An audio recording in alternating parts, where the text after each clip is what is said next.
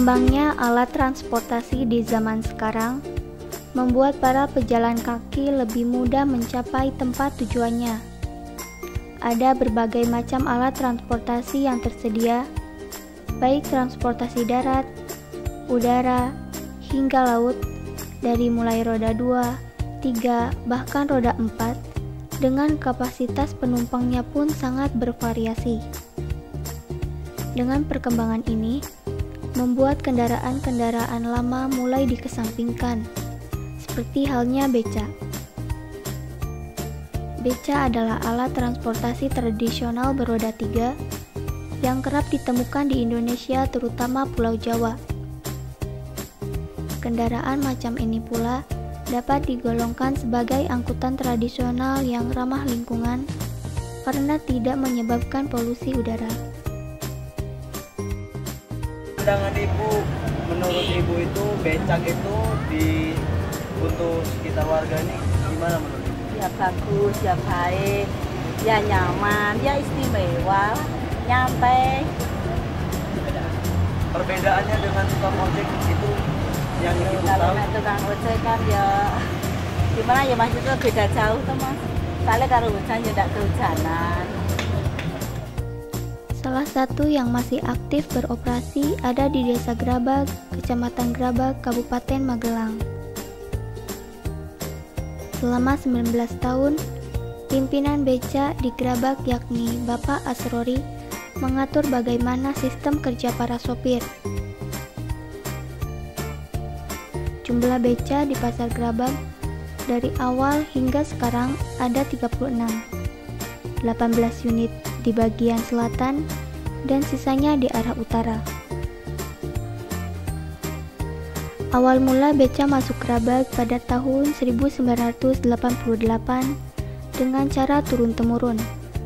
Sopirnya pun berasal dari berbagai macam usia dan latar belakang, mulai yang muda hingga yang tua, buruh bangunan hingga para pengangguran. Biasanya para pengemudi mulai beroperasi dari pukul 7 pagi hingga pukul 5 sore, dan untuk mengangkut penumpang digunakan sistem nomor agar tidak terjadi persengketaan dengan rekan lain, seperti pada tahun-tahun sebelumnya.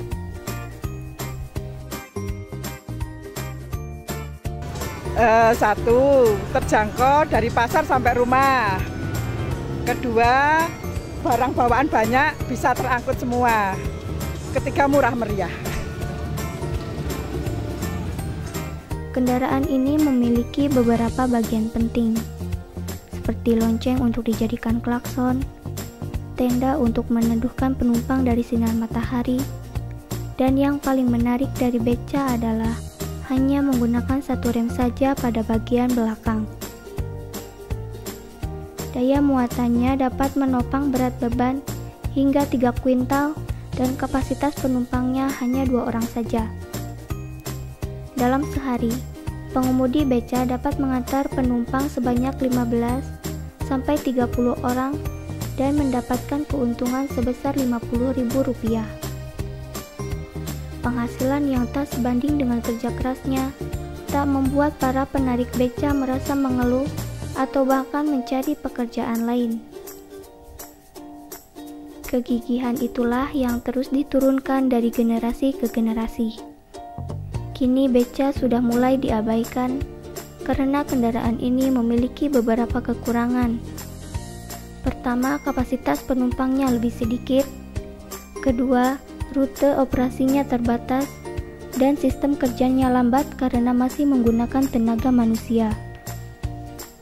Kalau untuk pribadi saya itu beca itu memang sudah pekerjaan. Ya. Memang dari awal tahun 98 saya pegang beca ini.